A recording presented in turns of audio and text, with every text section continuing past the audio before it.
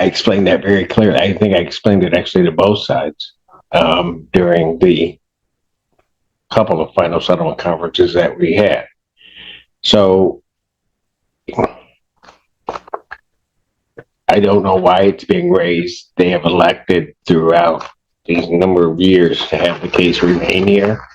So at this point, I'm not removing it. What, do we have everybody from Pittsfield PD here? Does Pittsfield have anybody on the road? I mean, I'm just thinking. The fire department's here. Yeah, everybody's here. You guys take care. Thank you, Mr. Schiller. Thank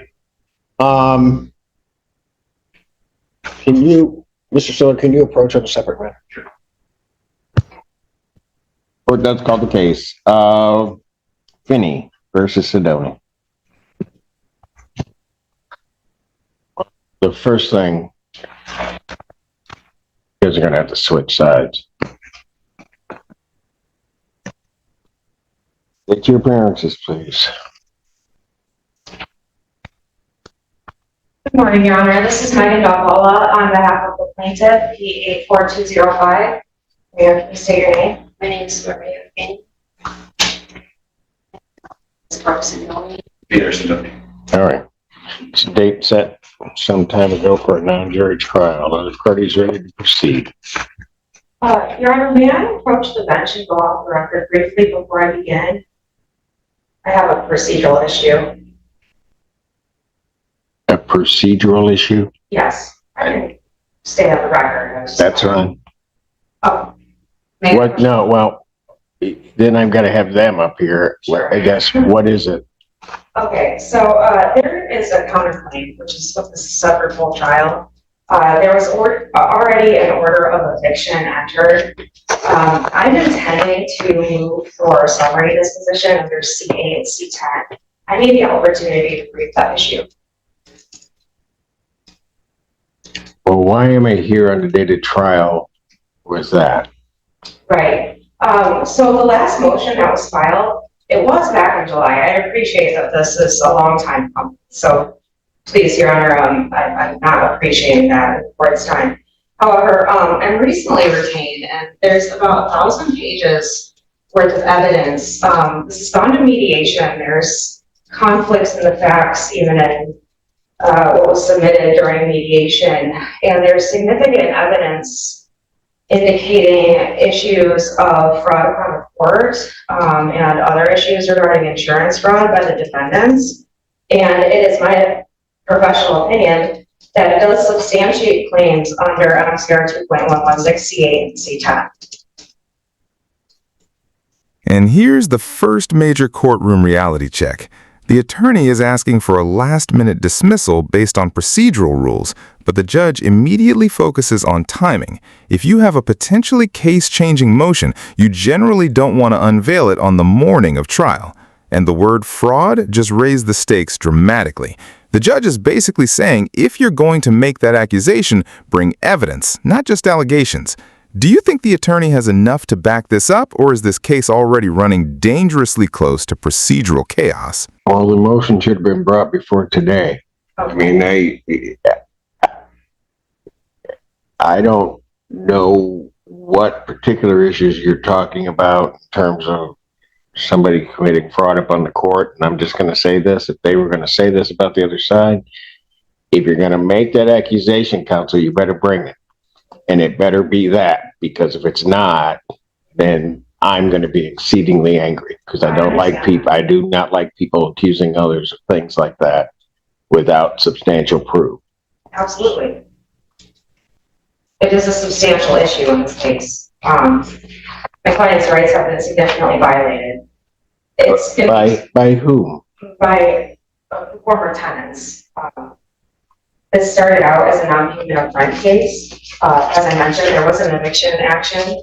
There was an order of eviction. As you're aware, we're here on the bench trial for the counterclaim. I don't take a claim of fraud upon the court lightly. There is significant evidence to present that. And I don't want to disparage my client's rights by not attempting to have this dismissed under C8 and C10.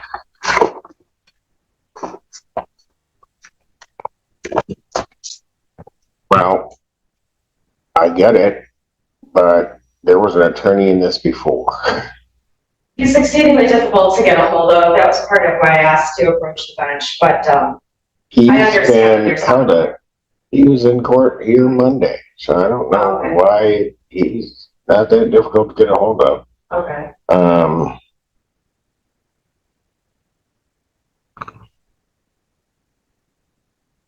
Coming in on the date of trial, asking for an adjournment of these proceedings is not going to happen. The judge has now drawn a very clear line in the sand. No last-minute adjournment. After years of litigation, mediation, and previous attorneys, the court is saying it's time to either resolve this or actually try it. That puts enormous pressure on both sides. And notice the judge gives them one final off-ramp. Try to work it out. Sometimes when a case has become this complicated, settlement isn't about admitting defeat. It's about avoiding another year of legal bills and uncertainty. Okay. So you guys either can try to resolve this thing, or we're going to try it. Okay. Fair enough. Then I would request a brief recess to please speak to the defense. Okay, see if you guys can work it out. Court's going to stand in recess. 14A District Court backup section, the Honorable Judge Simpson. You may be seated.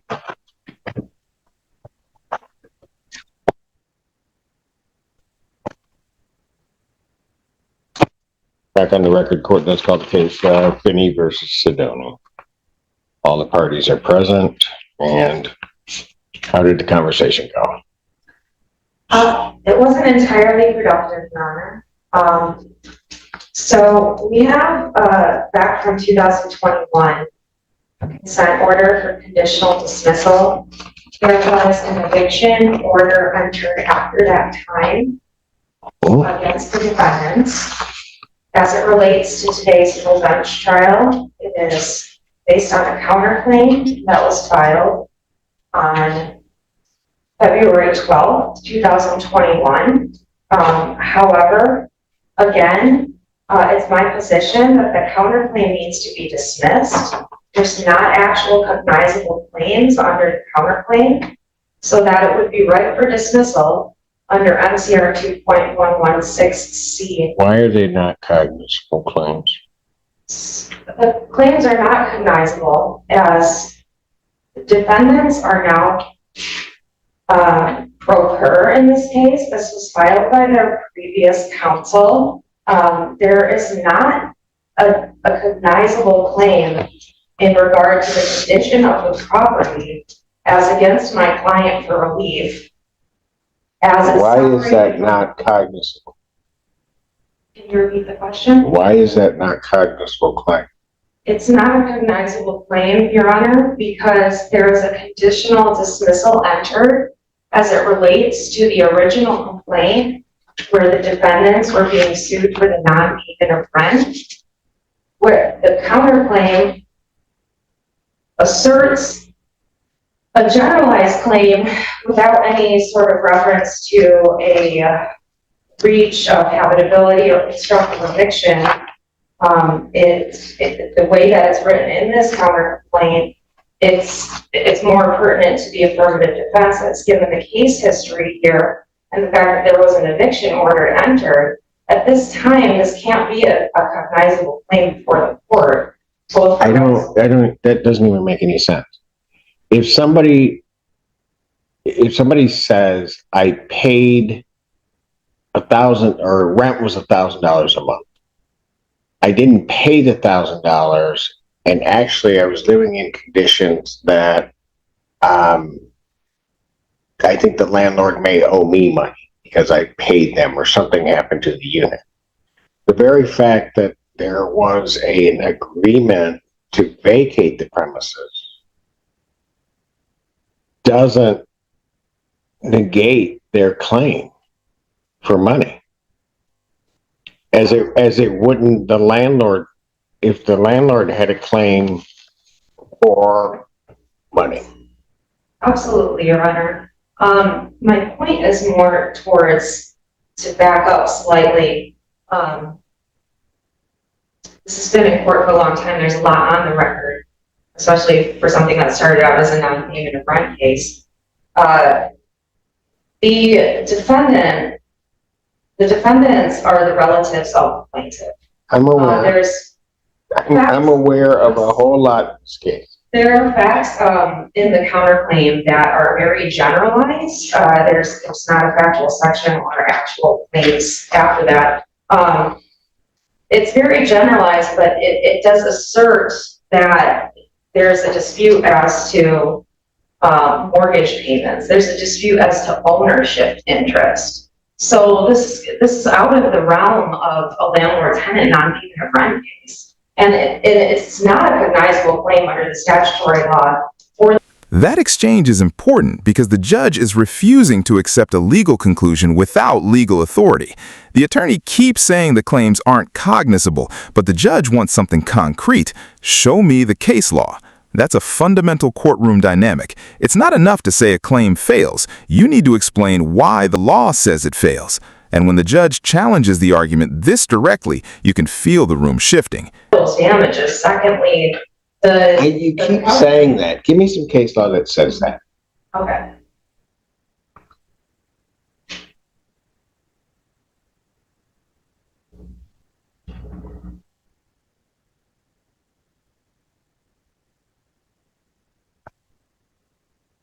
Okay, I move on to the second point briefly, and then return to that, Your Honor. Go ahead. Okay. Secondly, after the generalized facts in the complaint, then the defendants move on to enter under a claim of statutory conversion, common law conversion, excuse me. Well, okay.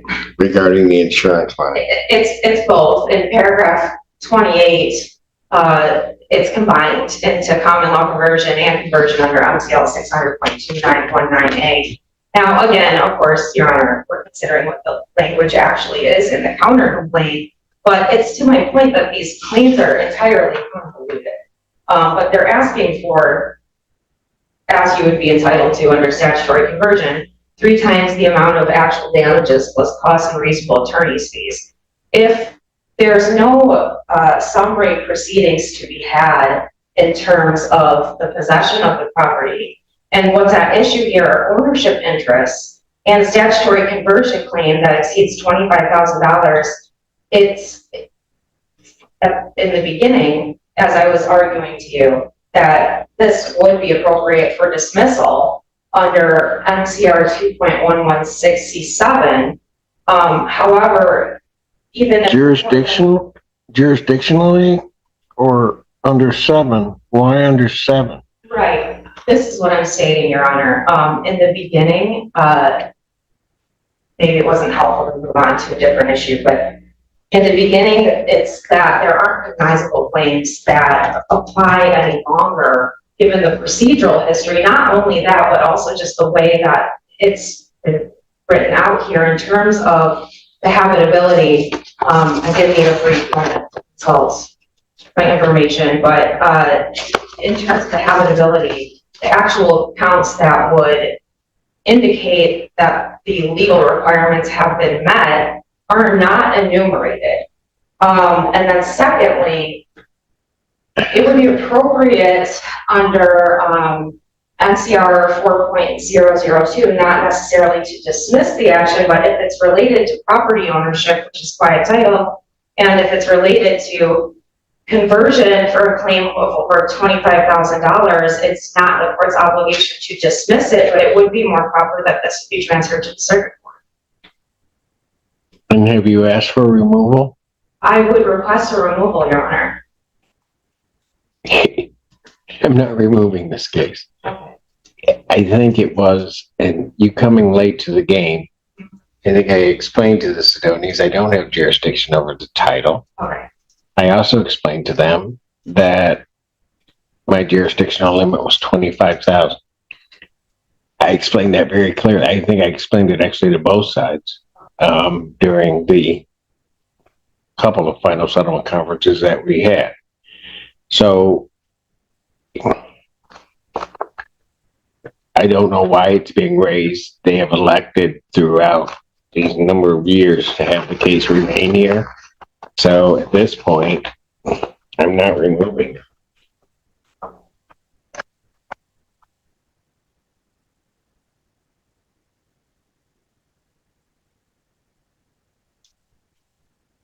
Anything else? I mean, I have to object to proceeding on a full hearing at this time. For On what grounds? the numerous reasons I've stated, You stated a lot of gobbledygook is the only way I can explain it. You haven't given me a reason. You haven't given me a reason why it shouldn't proceed today. This matter has been set for trial today. I have given a lot of leeway to both parties, I think, in terms of trying to make sure to try to resolve this case, to try to find a way to do it, sent them to mediation. They went through basically a mediation with me regarding this case on a couple of occasions. And it's come down to the date of trial. And now, Is the motion actually strong, or is the attorney trying to build the plane while flying it? Now the patience meter is officially flashing red. The judge has already allowed mediation, settlement discussions, and plenty of time for the parties to resolve this. But on the actual trial date, another request for delay arrives. From the court's perspective, this isn't simply about one attorney needing more preparation. It's about a case that has been you come in wanting further delay. And I'm not delaying this anymore. it's not that at all, Your Honor. I just want to do right by my client. I was hoping I could approach the bench. I understand there's not another attorney, and a party will also have to be able to. But I'd like to go off the record for a moment if it's acceptable to you.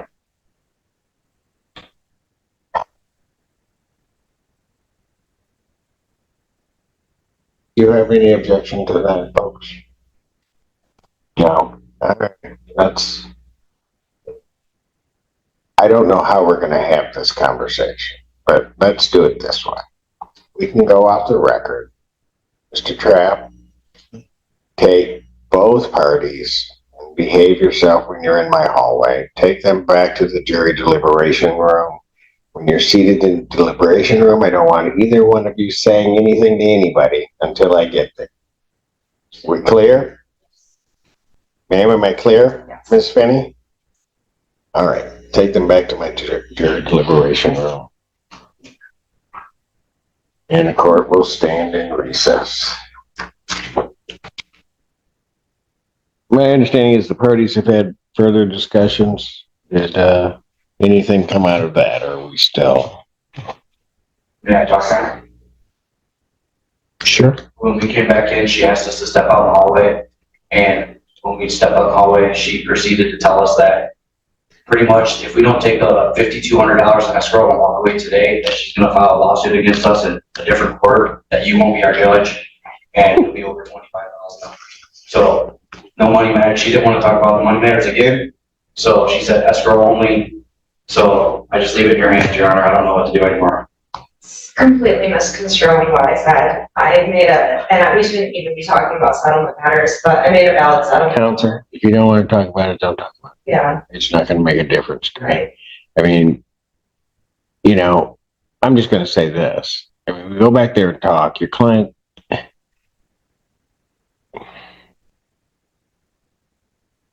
I'm going to let you put the testimony on, but there are certain representations that she's made to this court that you may or may not be aware of, because you got caught with one. I'm not saying caught in the sense of whatever, of a statement that she made, which is absolutely contrary to what she said before.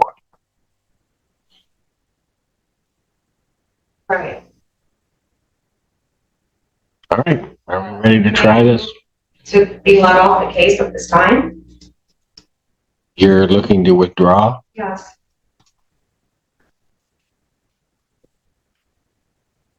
I can't reasonably represent her if I'm going to misconstrue the facts. Well, it's not an issue of you misconstruing the facts. I'm just telling you that there have been certain representations made on the record which I will tell you were different than what was said today. And I will tell you, counsel, I can tell by your reaction that you did not know that. Pending for years, the judge is essentially saying the time for preparation was before today, and that sets the stage for what happens next. And this may be the turning point of the entire hearing. The attorney is suddenly asking to withdraw after the judge reveals that statements made today allegedly conflict with earlier statements in the case. That's a serious problem for any lawyer trying to present a consistent position to the court. But notice something crucial. The judge isn't simply throwing the attorney out. The judge pauses the proceedings and gives counsel an opportunity to speak privately with the client. Behind the scenes, the case is clearly reaching a breaking point. At this stage, would you keep fighting or seriously consider settlement? So if you are going to move to withdraw, I'm going to step off, and you probably need to have a detailed conversation with your client about that. The court's going to stand in recess. Everybody can remain seated. The court does call the case of Sedoni, or Finny versus Sedoni. Parties are present. The record should reflect I've had an opportunity to talk with the parties, and parties have come to a resolution. I'll state it on the record and then ask for the concurrence that that is the agreement. Parties have agreed to a full and final settlement of all claims that could have been raised in this case or have been raised in the amount of $10,000. That will be in favor of the Sedonis. That $10,000, the amount of $5,263.17 will be released to the defendants from court escrow. The remaining amount of $4,736.83 will be paid by Ms. Finny to the Sedonis in monthly payments over a 2-year period. And counsel, that amount, what was the amount per month that you came up with? That was $197.33. All right, per month for 2 years. When did she wish to begin those payments? Next month. April? Okay. Is there a particular date in April? I think the 30th. The April 30th? Would that be acceptable to? All right. Beginning April 30th, 2025, until that is paid in full. Should the defendant miss a payment, default on the payments, an additional amount of $5,000 will be added to the $10,000 figure. The Sedonis would then be entitled to a judgment in that amount, less any payments, which is inclusive of the escrow that have been made. All right. Also, I am the oral motion of counsel to withdraw once the order has been prepared. I will grant that, so that after that, the order is signed, she will have no further obligation to this case unless she undertakes it in some other way. That's the court's full understanding of the agreement of the parties. I'll start with you, Ms. Finny. Is that your understanding? Yes, sir. Do you have any questions whatsoever regarding that? And I will ask this because of what occurred. You are satisfied with the efforts of your attorney in representing you today in this matter? Yes. All right, great. To the Sedonis. Mrs. Sedoni, is that your understanding of the agreement? Yes, sir. Do you have any questions regarding that agreement? No, sir. And you are satisfied with that agreement? Mr. Sedoni, is that your understanding of the agreement? Yes. Do you have any questions regarding the agreement? And are you satisfied with the agreement? All right, very good. Amount And less just any like that, payments, nearly which is 4 years of inclusive the escrow litigation that have been ends made. without a full trial. All The right. final deal is $10,000, Also, with part I coming am from escrow the and the oral remainder motion paid over of 2 years, counsel plus a to significant withdraw default once the provision if order payments are has missed. been prepared. Everyone I will confirms they grant that, understand and accept the agreement, and the so judge puts that the after settlement that, firmly on the order is record. signed, she That's the will key have no lesson further here. obligation to Sometimes this the case biggest unless she courtroom undertakes victory isn't proving you're it right some in front other of a way. judge. It's finally reaching a That's the deal court's that lets full everyone walk understanding away. of the After agreement everything of we the just parties. watched, I'll do you think start this with you, settlement Ms. was a Finny. smart Is compromise, or that did your someone leave money understanding? or leverage on the table?